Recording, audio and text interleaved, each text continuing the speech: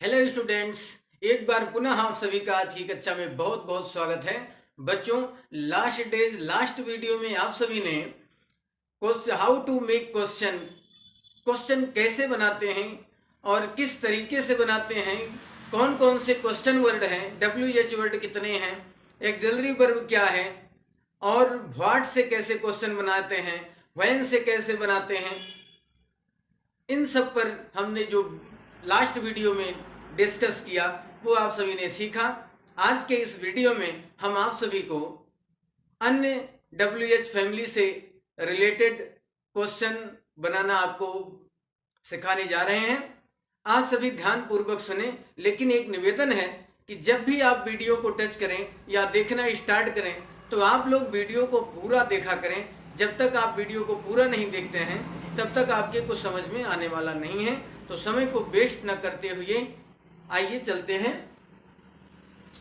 यहाँ पर हम व्हेन का यूज आपको बता रहे हैं कि व्हेन का प्रयोग क्यों करते हैं, कहाँ करते हैं। तो व्हेन का प्रयोग टाइम, समय को बताने के लिए हम व्हेन का प्रयोग करते हैं। समय को बताने के लिए व्हेन का प्रयोग किया जाता है। जैसे नेक्स्ट एग्जाम्पल में मैंने लिखा कि सुधा केम हियर यस्टरडे। मैंने आपको बताया कि सबसे पहले आपको WH वर्ड लिखना होता है किसी भी सेंटेंस में। यहां पर हमें देखना होगा कि केम शब्द आया है, मेन वर्ब से हम पहचानेंगे कि हमारा टेंस क्या है। इस सेंटेंस में केम शब्द लगा है, ये वर्ब की सेकेंड फॉर्म लगी है और वर्ब की second form past indefinite tense में आती है। पास्ट इंडेफिनिट टेंस में जब वर्ब की सेकेंड फॉर्म आती है, और यहां तो ये पास्ट इंडेफिनिट टेंस हो गया, यहां पर यस्टरडे लिखा है, ये टाइम है। टाइम को व्यक्त करने के लिए हम व्हेन का यूज करते हैं। यहां पर यस्टरडे दिया गया, यहां पर केम सेकेंड फॉर्म आई तो ये पास्ट इंडेफिनिट हो गया। क्योंकि यदि हम सेंटेंस को नहीं पहचान पाएंगे तो हम हेल्पिंग वर्ब यूज नहीं कर पाएंगे, एक्सिलरी वर्ब यूज नहीं कर पाएंगे, तो क्वेश्चन बना पाना संभव नहीं होगा। इसलिए आप सभी को सबसे पहले टेंस को पहचान कर लेना बेहद आवश्यक होता है। यहाँ और एक बात ध्यान रखें कि क्वेश्चन वर्ड सेंटेंस में सर्वप्रथम लिखा जाता है। तो यहाँ पर आपको क्या लिखना है, व्हेन।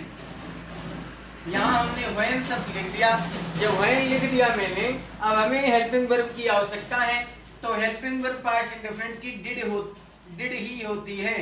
डिड, चाहे सब्जेक्ट हमारा सिंगुलर हो और प्लूरल कुछ भी हो, हमें डिड ही लगाना है।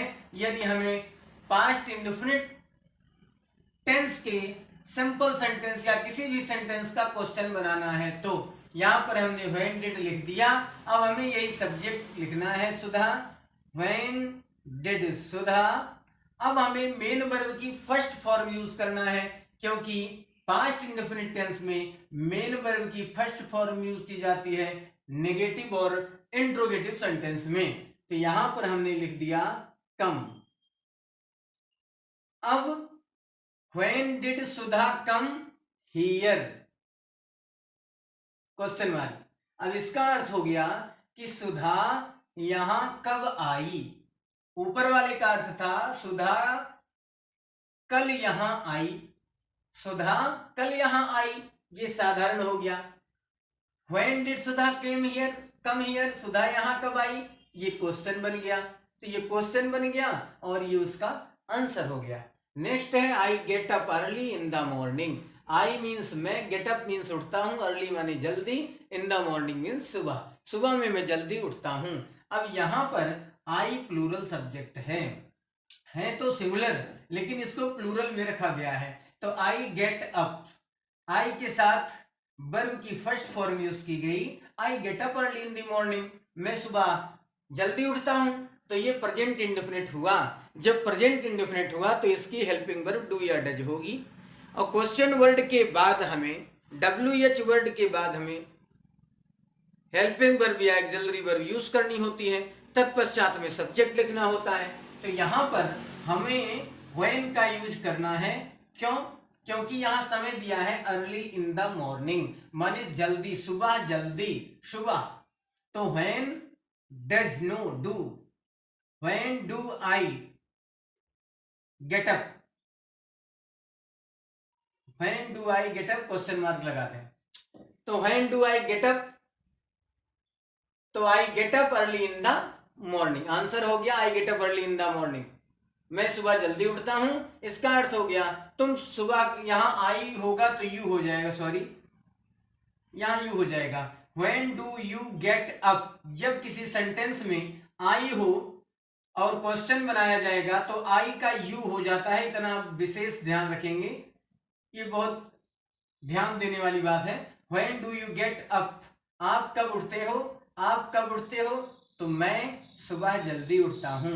नेक्स्ट है they will come from Delhi at 5 o'clock, they will come from Delhi at 5 o'clock, वे दिल्ली से 5 बजे आएंगे, वे दिल्ली से 5 बजे आएंगे। यहाँ पर बिल लगा है इसलिए इसको पहचानने में क्लियर टाइम नहीं लगा कि ये फ्यूचर इंडेफिनिट है। यहाँ पर हेल्पिंग वर्ब दी गई है और यहाँ पर टाइम दिया गया है, समय, तो हमें समझ जाना चाहिए कि यहाँ पर हमें व्हेन का यूज करना है, तो यहाँ पर हमें व्हेन लगा देना होगा।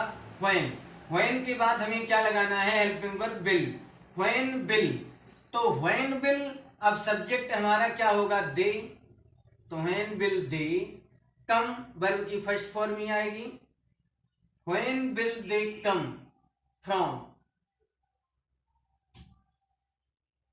दिल्ली,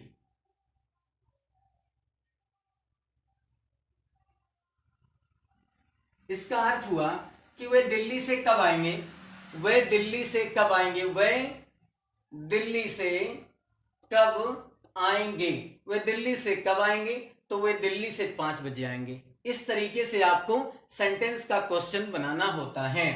अब हम आपको व्हाई का यूज बता रहे हैं। व्हाई का प्रयोग रीजन अर्थात कारण बताने के लिए किया जाता है, रीजन बताने के लिए किया जाता है। रीजन मीन्स कारण।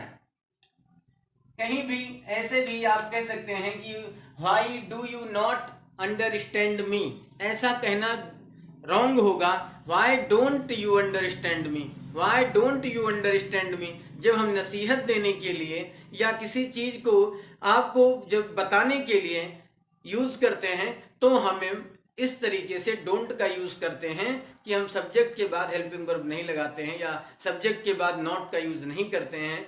हम हेल्पिंग वर्ब के साथ ही नेगेटिव वर्ड का यूज कर देते हैं कि why don't you understand, why don't you understand, तुम क्यों नहीं समझते, why don't you give me money, तुम मुझे रुपए क्यों नहीं देते।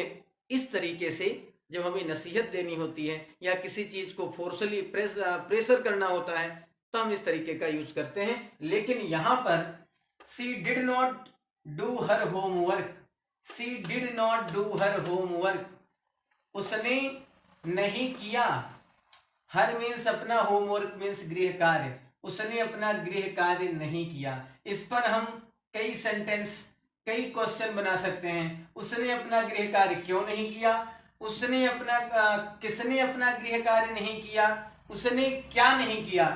इस सेंटेंस पर कई प्रश्न बन सकते हैं। लेकिन हमें क्वेश्चन बनाना है, जब हमें क्वेश्चन बनाना है तो इसमें रीजन नहीं दिया गया है, इसमें कारण नहीं दिया गया है, सिर्फ इतना कहा गया कि she did not do her homework, उसने अपना कार्य नहीं किया। तो प्रश्न आता है कि क्यों नहीं किया, तो इस तरीके से आप बना देंगे why did she not, why did she not do her homework, do her homework, question mark. अगर हम इसी सेंटेंस को इस तरीके से लिख दें कि she did not do her homework because she was ill, full stop, हो गया कि she did not do her homework because she was ill, क्योंकि वह बीमार थी। अब इसका बन गया क्वेश्चन कि why did she not do her homework, उसने अपना गृह कार्य क्यों नहीं किया। आंसर होगा उसने अपना गृह कार्य इसलिए नहीं किया क्योंकि वह बीमार थी। इस तरीके से आपको ट्रांसलेट करना है, सॉरी क्वेश्चन बनाना है। तो यहां पर सबसे पहले आप ध्यान रखेंगे कि WH वर्ड किसी भी सेंटेंस का जब क्वेश्चन आप बनाएंगे तो WH वर्ड सर्वप्रथम आता है, उसके जस्ट आफ्टर आपको हेल्पिंग वर्ब यूज करनी पड़ती है। और हाँ, एक शब्द में सिर्फ यस या नो वाले क्वेश्चन का आंसर दिया जा सकता है, लेकिन WH वर्ड वाले जितने भी हमारे क्वेश्चन बनेंगे उनका आंसर हमें कई सेंटेंसों में नहीं तो एक सेंटेंस में तो जरूर ही देना पड़ेगा, या 2-4 शब्दों में तो जरूर ही देना पड़ेगा। एक शब्द में हम नहीं दे सकते हैं, एक वर्ड में हम इनके आंसर नहीं दे सकते हैं। इस तरीके से आप देखेंगे। नेक्स्ट है हमारा they are angry. They are angry, they means वे आर माने हैं, एंग्री मीन्स नाराज, वे नाराज हैं। Because he torn his book, because means क्योंकि, ही मीन्स उसने, टॉर्न मीन्स फाड़ दी, हिज माने उनकी या उसकी, बुक माने पुस्तक, क्योंकि उसने उसकी पुस्तक फाड़ दी, वे नाराज हैं। तो यहाँ पर वाई आर हमें इसी सेंटेंस का बनाना है क्वेश्चन कि वे क्यों नाराज हैं, वे क्यों नाराज हैं। इस तो उसका फल है, इसका रिजल्ट है, नाराज होने का ये रिजल्ट है। तो इस पे हमें क्वेश्चन नहीं बनाना है, हमें क्वेश्चन इस पे बनाना है कि they are angry because he torn his book, वे नाराज हैं, वे क्यों नाराज हैं, क्योंकि उसने उनकी पुस्तक फाड़ दी। तो यहां पर why are they angry, angry question mark. यहां पर वाई शब्द हमारा इंट्रोगेटिव हुआ है, इंट्रोगेटिव, WH इंट्रोगेटिव वर्ड है। यहां पर आर हमारी हेल्पिंग वर्ब हो गई, अर्थात एक्सिलरी वर्ब हो गई। हमने कहा कि WH वर्ड के तुरंत बाद आपको हेल्पिंग वर्ब लगानी होती है, किसी भी सेंटेंस में आप देख सकते हो। तो WH वर्ड के बाद तुरंत हमें हेल्पिंग वर्ब, हेल्पिंग वर्ब के बाद एक्सिलरी वर्ब यूज करने के बाद हमें सब्जेक्ट यूज करना होता है। तो व्हाई आर दे एंग्री, इतना लिख करके क्वेश्चन मार्क लगाना है, वे नाराज क्यों हैं। तो इसका आंसर दिया गया because he torn his book, क्योंकि उसने उसकी पुस्तक फाड़ दी। नेक्स्ट है my first choice is government job, मेरी प्रथम चॉइस, पसंद जो है वो गवर्नमेंट जॉब है। तो अब इस पर प्रश्न हो सकता है कि आपकी फर्स्ट चॉइस क्या है, तो आपकी या आपकी फर्स्ट चॉइस गवर्नमेंट जॉब क्यों है। तो इस तरीके से आप कह सकते हैं why is your first choice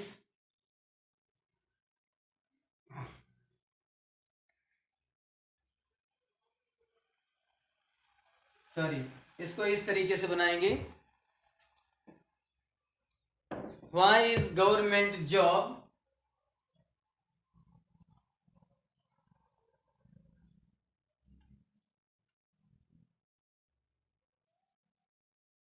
is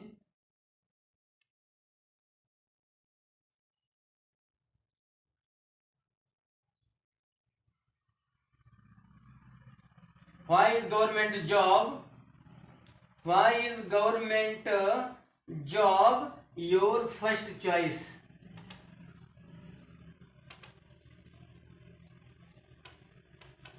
question mark. यहां पर आपको why के तुरंत बाद लिखना हुआ क्या, हेल्पिंग वर्ब, हेल्पिंग वर्ब के तुरंत पश्चात आपको लिखना हुआ government job. why is government job your first choice, आपकी पहली पसंद गवर्नमेंट जॉब क्यों है।